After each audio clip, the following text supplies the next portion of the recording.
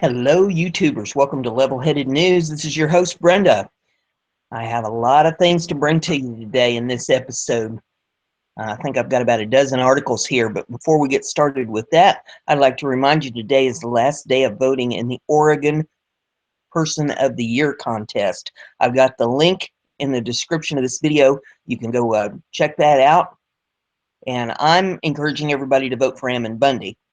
Last time I checked it, he was in second place, so we need to get those votes in today. This is the last day of voting.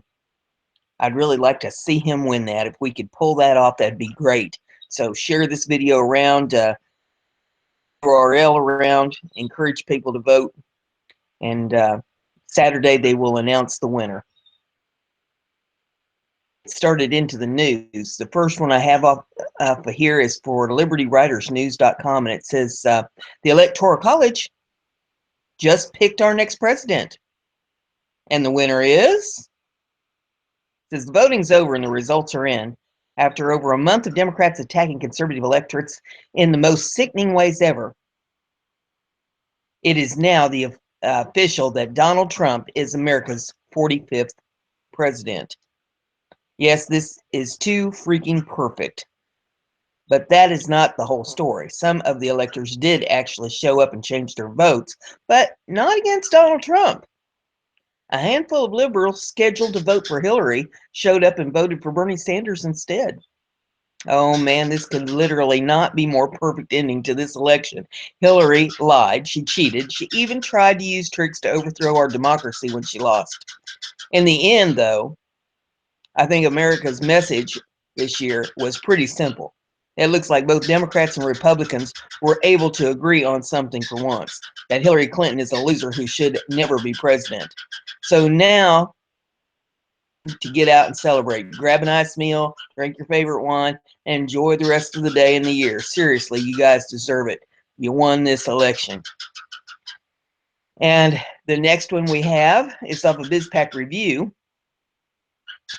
And if you give me just a second here, I'm going to see if I can get my co-host Fred the Cockatiel to hush. Mute this out while I have a little chat with him.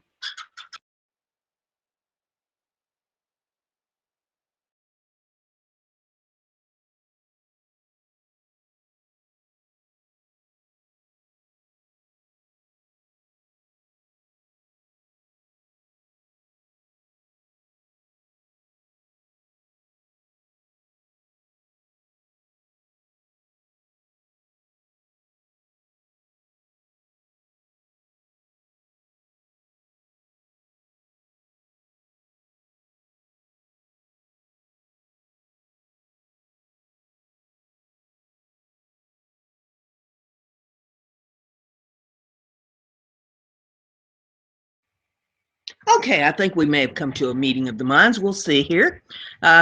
Sometimes he's difficult to convince. This one's off BizPack Review, and it says, electors are reportedly getting police protection in some states. I'm a big boy, but left-wing loons who cannot accept the results of a Democratic election have slammed Pennsylvania's Electoral College voters with so many calls and emails that they are being given police protection. The Republican electors from the Keystone State have been inundated with harassment, and protests have been organized to greet the contingent when they arrived to cast their votes for Donald Trump and Mike Pence on Monday, the Pittsburgh Post-Gazette reported.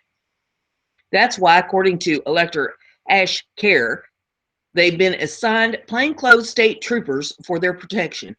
I'm a big boy, he said, but this is stupid. Nobody's standing up and telling these people enough. Knock it off.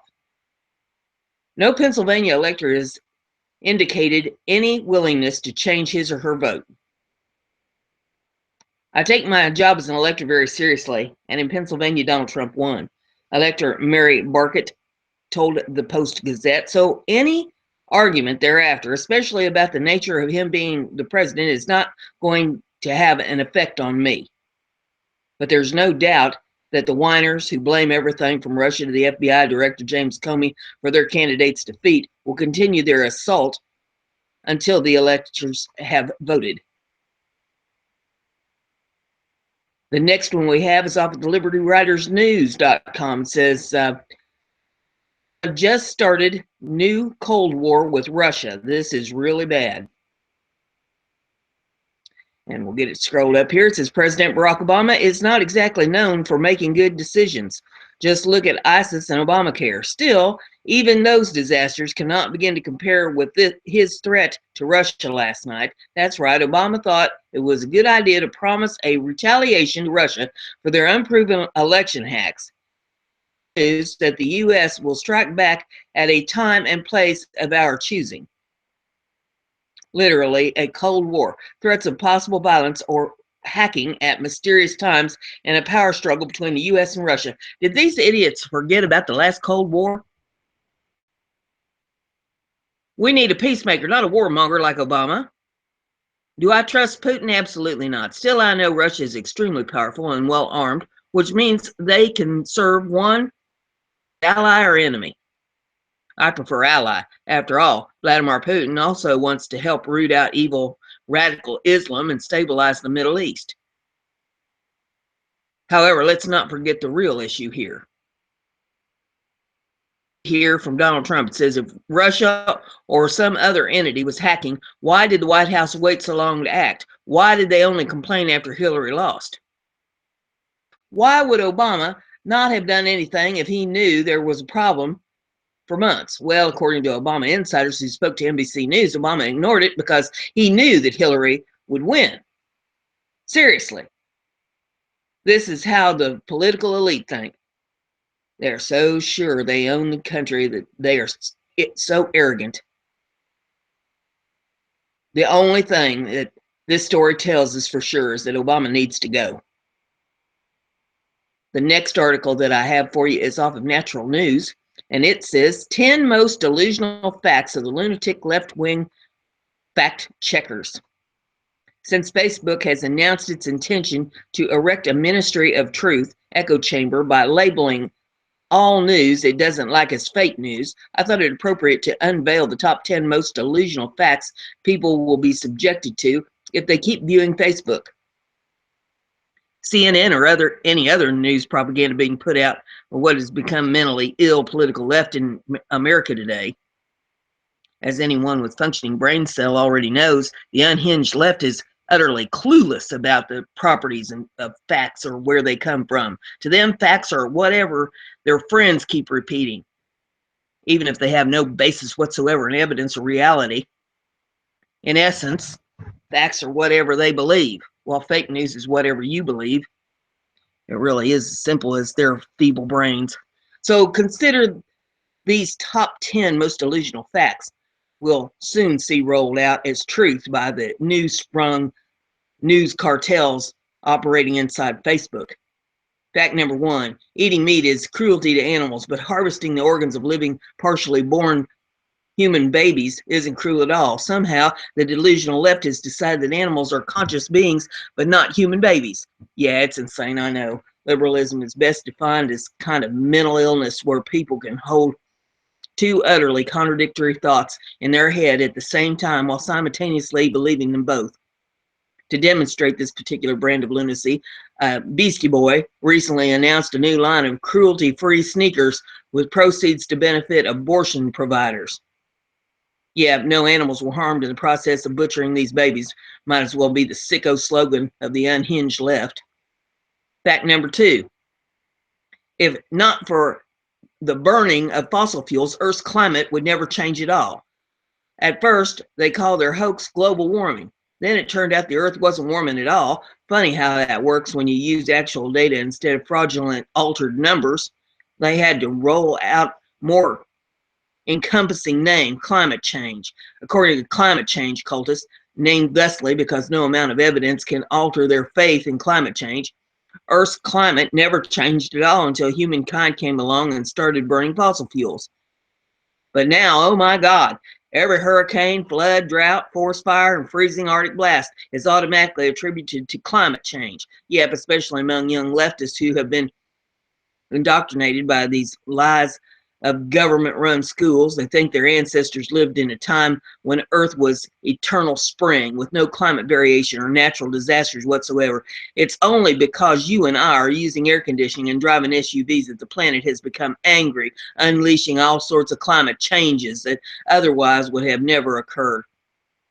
This explanation, you may have noticed, closely resembles the superstitions of the 5th century.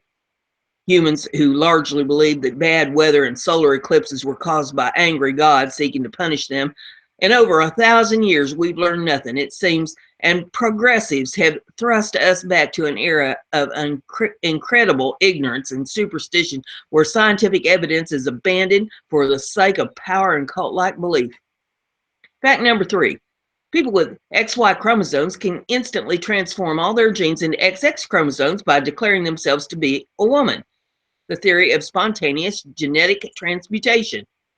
Ask any young liberal, and they'll tell you that there are at least 30 genders, maybe even more if you count trans-unicorn. If you can stop laughing hilariously, ask them whether sex is determined by genetic expression or by choice. They will insist it's a choice. And just like that, the delusional leftists discard centuries of scientific knowledge in genetics, sexual reproduction, phenotype expressions, and physical reality. If you dare point out to them that transgenderism is mental illness, they will label you as either hatred or fake news. To them, a feeling is more real than actual science, you see. And if a young man sucks down enough visceral A to start feeling like a woman, then his womanhood is accepted as fact by the deranged lunatic left. Some of them even insist that such gender fluid biological males can get pregnant and have babies. I've named this hilarious bit of leftish delusional idiocy the theory of spontaneous genetic transmutation. This theory is quite literally accepted as fact by nearly every liberal under the age of 30. Fact number 4, media news coverage during the presidential campaign was completely fair to both Clinton and Trump, but the DNC hacks were one-sided, and that's totally unfair. Yep, according to the delusional left, the almost universally glowing media coverage of Hillary Clinton alongside relentless media attacks waged upon Trump were fair and balanced. But Trump won the election because DNC hacks, which were actually leaks from a Bernie Sanders supporter, not hacks at all, were totally unfair because they only leaked the emails of the Democrats, not Republicans. Hidden in that protest is an astonishing presumption that all leaked DNC emails were true, and they reveal a deeply shocking level of collusion inside the DNC to destroy Bernie Sanders and steal the nomination for Hillary Clinton. Fact number 5. Hillary Clinton should be president because she won the popular vote. But when Bernie Sanders kept winning the popular vote during the primary, Clinton somehow got all the delegates. Hilariously, the Clinton campaign and delusional lefts in general only believe in popular votes when they win the popular vote. When they don't win the popular vote, they believe in rigging the delegates to make sure their candidate gets the delegates' votes, even if they lost the popular vote. This is exactly how Hillary Clinton kept walking away with the vast majority of delegates, even in states where Bernie Sanders won the popular vote, sometimes in a landslide. Beyond that, the presidential election is not determined by popular votes, or else Donald Trump would have campaigned heavily in places like New York City and Los Angeles. The winner is determined by electoral votes, which is why Donald Trump campaigned in the areas that deliver electoral victories. Gosh, is he supposed to be a bad person for following the rules and winning by those rules? If the Clinton campaign didn't think the Electoral College was fair, why didn't they post or protest it before the results revealed Hillary to be the loser? The answer, of course, is because nearly every leftist in America was completely convinced that Hillary Clinton would win the election because that's what the media echo chamber told them. Hilariously, this caused many of them to avoid going out to vote, thereby ensuring their ballot box loss. CNN's false media narrative that Hillary was unbeatable, in other words, may have actually handed Donald Trump the election victory. Such is the price of extreme arrogance. Fact number 6, there's no such thing as a hate crime against white people. According to the lunatic left, hate crimes can only be committed by white people against people of color. The opposite cannot occur because white people deserve to be beaten, raped, shot by people of color. You see, for the record, I'm a person of color, which means I am therefore incapable of committing any hate crimes myself, you see.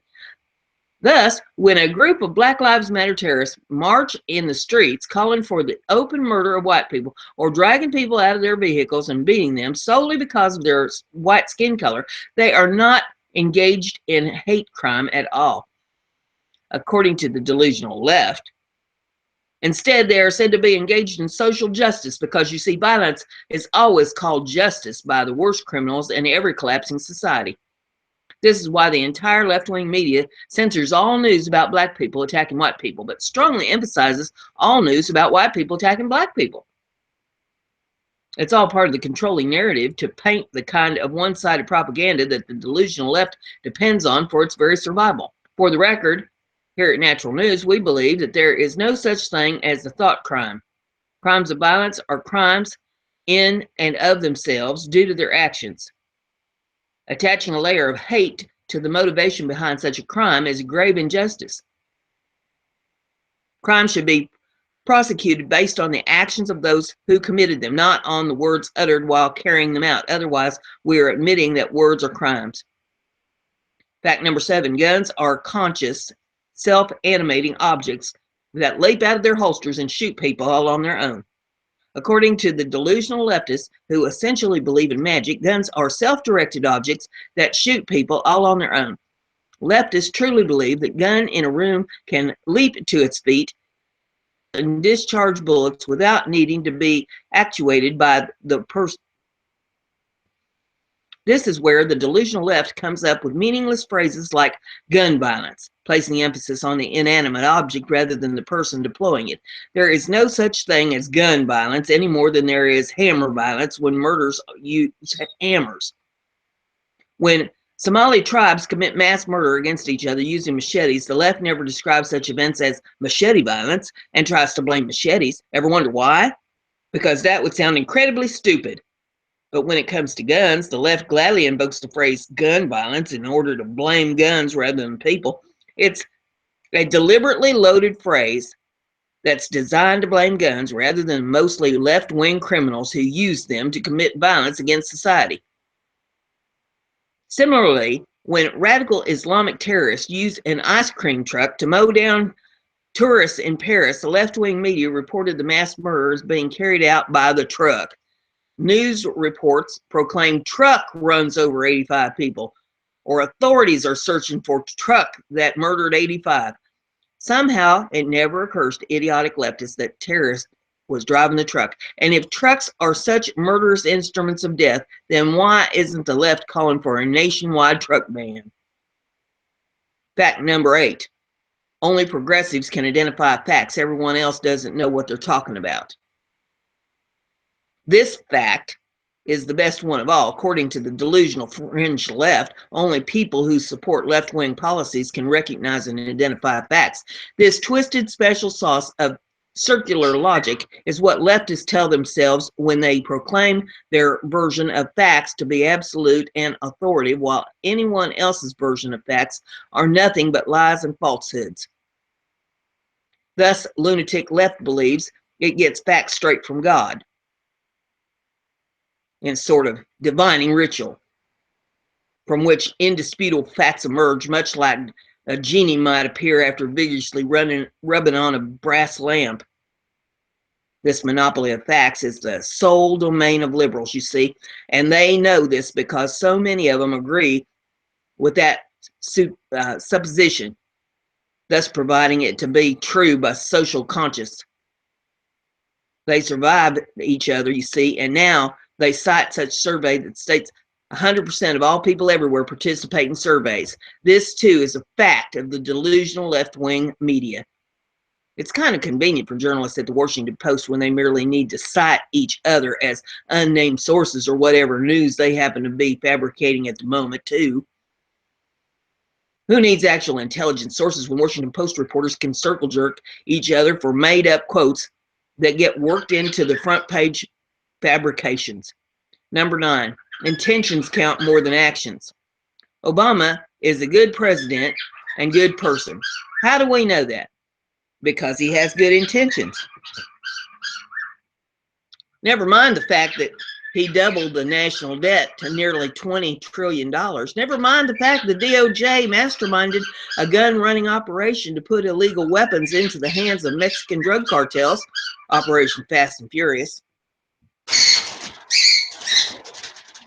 Well, Fred's having a fit. He'll settle down here. Goodness gracious. Okay. I think he's done now. Now, back to where I was. Never mind the indisputable observation that he was a race baiter who created division, hatred, and distrust across America's culture fabric, and pay no attention to the astonishing job loss, unemployment, and plummeting wages caused by the Obamacare scheme he championed as some sort of twisted, pathetic legacy. Nope, you're just not supposed to consider actual reality when it comes to judging people on the left. They're all given a pass on their behavior as long as they have good intentions, you see. This is why it doesn't matter to the left that Bill Clinton is an accused rapist, sexual molester, and repeated attacker of multiple women who have openly and publicly accused him of sexual assault.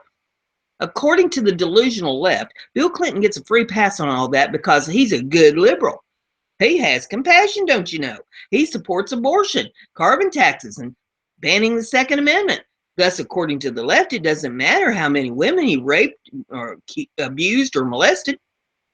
Facts be damned, when it comes to protecting the champions of the political left, no amount of legitimate evidence of criminal wrongdoing can overcome the left's blind faith in their so-called leaders, even if they be pedophiles ordering sicko sessions with minors like buying pizza off menu. Fact number 10, bigger government is always the answer. No matter what the challenges society may face, a disconnected left believes bigger government is always the answer.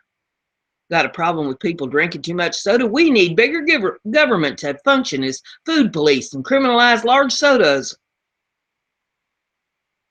Are too many dementia patients forgetting where they are and wandering aimlessly across mall parking lots? We need bigger government. The left insists to microchip and track the location of all afflicted with mental disorders. It's true. Congress just passed a law for government to microchip citizens.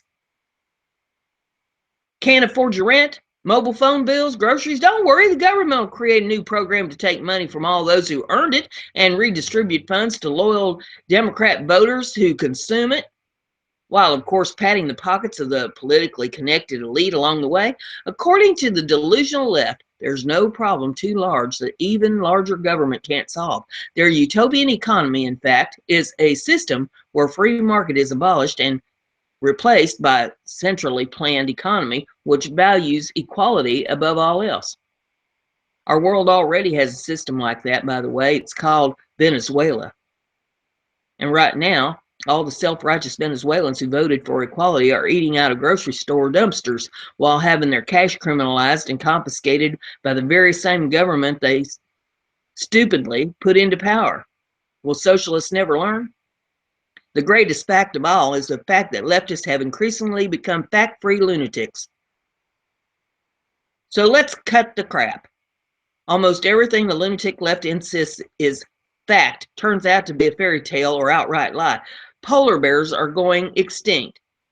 If you like your doctors, you can keep your doctor. Raising taxes on corporations is good for creating jobs. Hillary Clinton believes in honoring the outcome of all Democratic elections, except for the ones she loses. And if you lose an election in a democracy, the correct course of action, according to the left, is to keep threatening electoral voters with murder until you get your way. It turns out that for the most part, leftists are fact-free lunatics. I could lay out 100 striking examples of the lunacy and contradictions of the delusional left, but you probably already see many of them yourself. The left has become so deranged and disconnected from reality that their cheap tactics of race baiting and slandering their political opponents simply don't work anymore. The political left in America which was once a semi-respected organization that opposed George Bush's corporate-run wars and fought to reduce air pollution, has become a twisted cabal of deranged fringe lunatics who have already crossed the threshold of mental illness. Now, with the help of Facebook, which has become the online equivalent of Darth Vader, they're going to try to steamroll society with a whole new set of fabricated facts that will also fail miserably, just like their recent election efforts. Facts are stubborn things. More importantly, no one has a monopoly on them.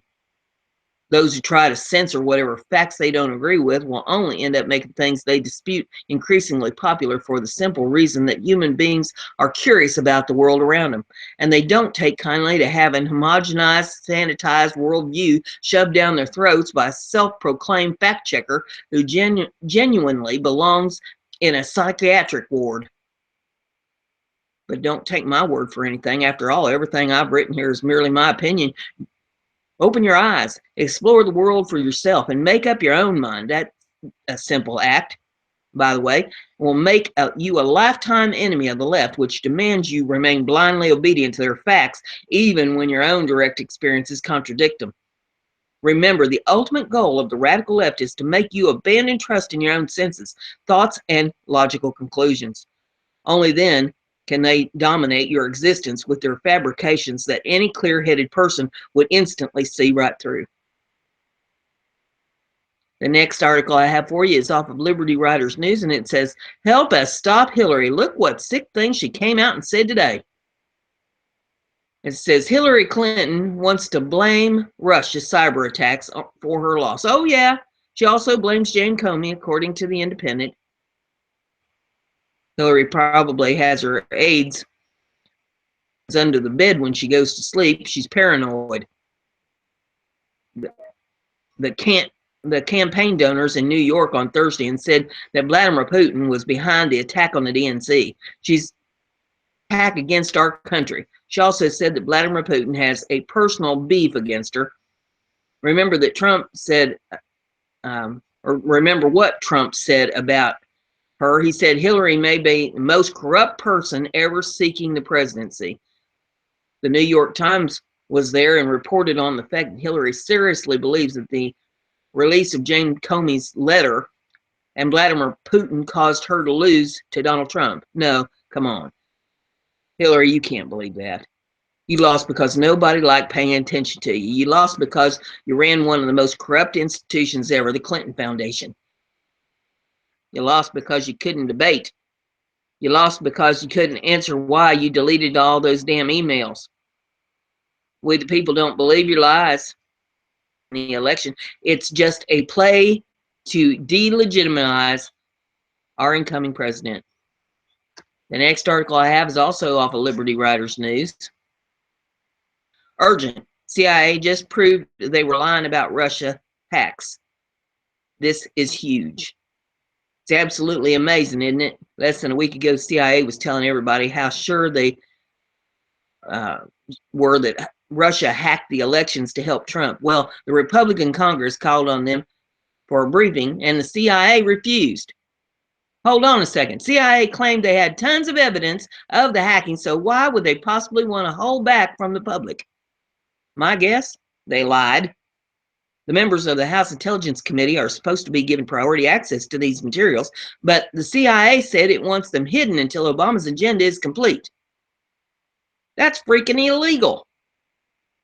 Congressman King, one of the leaders of the House Intelligence Committee, told Megyn Kelly, "This violates all protocols, and it's almost as if people in the intelligence community are carrying out a disinformation campaign against President-elect of the United States. It's absolutely disgraceful. And if they're not doing it, then it must be someone in the House or the Senate who's leaking false information, and there should be a full investigation of this." Great call, Congressman King. These allegations of Russian hackings and false flags are very serious. We should investigate it and keep Obama and the CIA the hell away from the results. Donald Trump won fair and square. Democrats complained when Trump said he may not accept the election results, but what are they doing is far worse. We got to expose them and all their seedy manipulative intelligence agencies immediately. There is video in this one if you want to pull it up and take a look at the video. All these URLs, of course, are in the description of this video, so you can do research and check out more information, any of these that you want to. The next one is off of aa.com.tr, and it is entitled Russian Envoy to Turkey Shot Dead in Ankara. Now, I did a breaking story on this earlier yesterday when it happened. It was hot off the press and burnt my fingers when I got my hands on it. But this is an update to it, and it says Russian ambassador to Turkey, Andrei Karlov, has died after being shot multiple times at an art exhibition in Turkey's capital, Ankara, on Monday evening. The announcement was delivered, or the page is jumping around on me. Okay, the announcement came from Russia's foreign ministry spokeswoman Maria Zakharova. I'm not sure I'm pronouncing that right. Zakharova, I think it is. Karlov was delivering a speech at the opening ceremony of the art gallery when an armed assailant opened fire on him and then into the air, according to Anadolu Agency correspondent who witnessed the incident. The envoy had been seriously wounded at the scene and had to be taken to Guven Hospital in Kankaya immediately after being shot. Zakharova said Russia regarded the gun assault as a terror attack. Russia will carry the issue to the UN Security Council, the spokeswoman added. Zakharova said the incident must be investigated in detail and perpetrators should be punished accordingly. The assailant was neutralized during an operation that lasted about 15 minutes by police special forces at the scene. The Contemporary Arts Gallery in Ankara's central Kankaya district, Kremlin spokesman Dmitry Peskov told reporters that President Vladimir Putin was informed about the incident. We informed President Putin. We are checking information, Peskov added. Russia's foreign ministry spokeswoman Maria Zakharova, I'm hoping that's right, also said that they are in touch with Turkish authorities. Turkey's Interior Minister Süleyman Soylu and Defense Minister Fikri Izik are being informed by officials at the scene. Turkish Prime Minister Bildirim was informed by Soylu about the attack. In Washington, the U.S. State Department condemned the attack, whatever its source. Our thoughts and prayers are with the victim and their family, spokesman John Kirby said in a statement. British Foreign Minister Boris Johnson also reacted on his official Twitter account. Shocked to hear of despicable murder of Russian ambassador to Turkey. My thoughts are with his family. I condemn this cowardly attack. Andrei Janinovic Karlov was born in 1954 in Moscow. He graduated from Moscow State Institute of International Relations in 1976. In 1992, he graduated from Diplomatic Academy. He worked on different positions in the Ministry of Foreign Affairs of the USSR and Russia, as well as foreign missions. He has been serving as the ambassador of Russia to Turkey since July of 2013. Karlov was married with a son. And the next article I have is off of BizPac Review, and it says 20 Black Lives Matter dudes jumped by 4 Trump supporters or another hate crime hoax. You decide. A student and civil rights activist in New York City claimed that about 20 of his friends were attacked by about 4 Trump supporters after they left a party on Saturday. Student Keegan Stephen tweeted the account of one alleged victim, Peter Solar, as it was posted to his Facebook page. And there is a picture of this here, and there are pictures of him in it where he is quite obviously beat up. Solar wrote that about 20 of us walked down the block chanting and laughing. 4 or 5 Trump supporters confronted us and assaulted us, yelling, "Blue Lives Matter, get out of my country," calling us faggots and commies as they wailed on us. The anti-police protester made wild leap that the attackers were off-duty cops because of their build and the way they took us down. Other Trump fan attack stories were proven to be hoaxes, like the Muslim girl who fabricated a hate crime recently. Many, including Fox News' Greg Gutfeld, found this story to be too far-fetched to believe. And there's some tweets in this. It says 20 people attacked by 4 Trump supporters. What's the police report tell us? And then he's got another one that says, hey, Stephen, got any video of the attack? 20 people must have 20 smartphones. Since you're implicating cops as attackers, this helps. And they're both excellent questions. And then someone else says, police report, question mark. And another one says, I don't believe a word of this, not a word. 4 on 20 and 4-1. And they shouted same cliches as all other hoax attacks. Nope. And there's more tweets there in that if you want to take a look at those. Interesting. The next one we have here is off of theexpress.co.uk. And this one says, they were like wild animals. Migrant mob beat workmates senseless in horror beach attack. A rampaging mob of 30 African migrants beat 2 men senseless during an unprovoked and horrifying attack on a beach. One of the victims of the savage assault, identified only as Andrew, described his attackers as animals. The terrifying ordeal unfolded when the gang of African teenagers began destroying the fence outside the St. Kilda Life-Saving Club on the famous Melbourne beach of Australia. 2 landscape gardeners working on the site yelled at the men, who responded by unleashing a brutal onslaught. Andrew said there were about 30 of them, and they all turned at once and attacked me, all of them swinging at once. I just told them to get out of the construction site, and they just looked at me and they just charged at me like animals, like in the wild. They were wild animals. And there's pictures of him here where it shows his swollen face, and there's some video in this if you want to pull it up and take a look at it. It says the 21-year-old said the gang said the attack, in which he received a sudden punch to the head before being kicked, stamped on, and whipped with a belt. He sustained multiple facial injuries, and his colleague, named only as Nathan, had his nose broken by the youths. Andrew said Nathan was up against the wall getting beat up. He tried to grab somebody, attacking me from behind, and then a group of people attacked me, turned on him. Both men were taken to the hospital by paramedics. According to local reports, the African teenagers had been terrorizing people enjoying the beach for hours, stealing phones, bikes, and other possessions. Police were called to the southeast Melbourne beach on a number of occasions throughout the day, but each time the gang would just disperse before joining up again to continue their campaign of intimidation.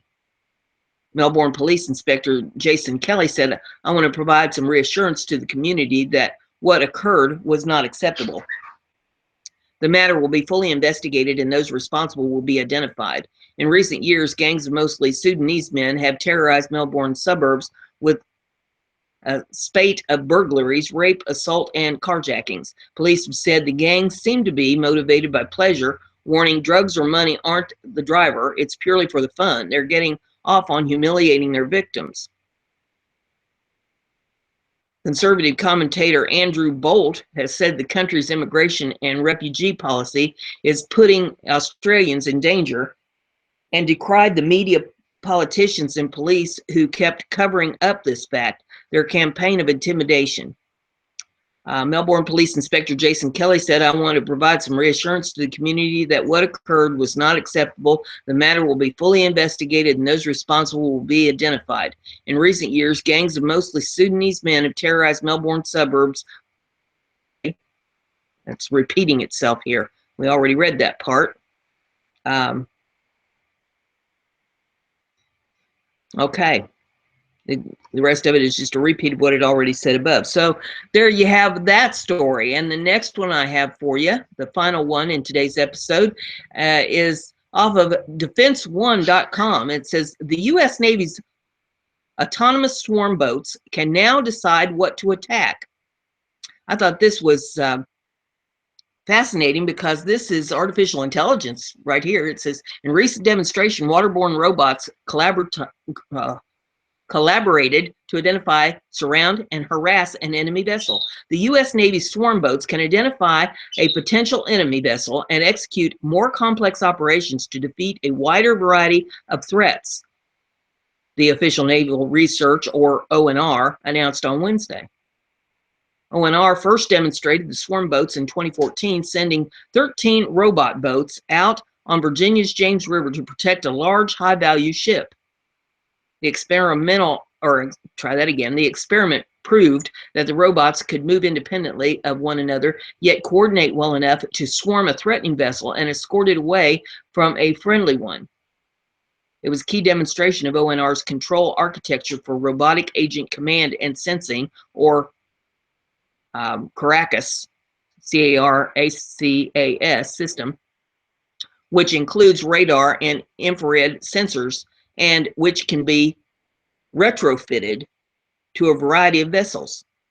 ONR has been working mostly with small inflatable boats, but has tested it on 4 types of craft. But a human had to tell the robots which vessel to swarm. That has changed. A September 6th through October 3rd test in the lower Chesapeake Bay demonstrated several new capabilities that will open up the aperture for more missions, said ONR program manager Robert Bizzolera. Enhanced vessel classification, the boat's ability to separate friend from foe using images fed to CARACAS, no small task. This advance required new research and development into target classification. We looked at a relatively large number of automated target recognition approaches, taking algorithms for automated target recognition and using them in our maritime environment was not straightforward, said Bizzolera. In the end, we finally came up with an approach that works very well, but the boats can also evaluate potential threats based on their behaviors. For example, taking note of how close a suspect vessel is getting to a port, ship, or other asset. This capability, which was not demonstrated in the recent tests, allows new images and behaviors to be entered into the boat's threat library. The recent experiment did demonstrate new tactical actions that the robot boats can use to handle a rapidly changing situation. For instance, the swarm can now assign different drones to trail or track different enemy boats. In 2014 demonstration, they were much less coordinated. One threatening vessel might attract the entire swarm, opening up an opportunity for another. The cooperative decision making is a high technical degree of difficulty, very challenging technical problem, Bizzolera says in a video that ONR provided to media. And you can watch that here in this on this URL. And of course, it's in the description of the video, so you can pull it up and watch this. The demonstration comes as naval tensions around the world are rising after an Iranian vessel passed within 100 yards of a U.S. warship on September the 6th. Then candidate Donald Trump threatened Iran, saying, when they circle our beautiful destroyers with their little boats and they make gestures that are people that they shouldn't be allowed to make, they will be shot out of the water. Improved swarm technology would give operators another option. We do have confirmation that the Navy is very interested in the work we're doing, said ONR spokesman Robert Freeman. So there you have that information. And if you like what we're doing here, give it a thumbs up, share it around, let everybody know what we're doing, subscribe. Click the little bell next to the subscribe button so that you get alerts whenever I bring you breaking news or special editions or the daily edition or whatever. You never know what I'm liable to do here. So there you have it for today. I hope you have a great day.